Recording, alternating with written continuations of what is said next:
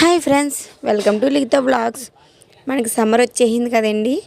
మనకి దొరికేవి మామిడికాయలు బాగా దొరుకుతూ ఉంటాయి. వాటితోనే ఈరోజు టుడే రెసిపీ చేసేద్దాం. లేట్ చేయకండి, వీడియోని చూసేయండి.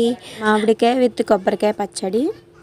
ముందుగా నా ఛానల్ చూస్తున్నట్టయితే లైక్ చేయండి, సబ్స్క్రైబ్ చేయండి, పక్కన బెల్ ఐకాన్ క్లిక్ చేయండి. మామిడికాయ పచ్చడికి కావాల్సినవి మామిడికాయలు, కొబ్బరి ముక్కలు, ఉప్పు, జీలకర్ర, పచ్చిమిరకాయలండి.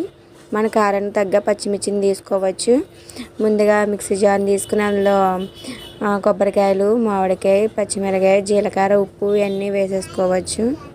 ఈసారి మిక్సీ పెట్టేసుకోండి. అంతేనండి, సింపుల్గా అయిపోయింది. మనకి రెడీ అయిపోయినట్టే కొబ్బరికాయ పచ్చడి. పుల్ల పుల్లగా బాగుంటుంది, అన్నంలోకి చాలా టేస్ట్గా ఉంటుంది.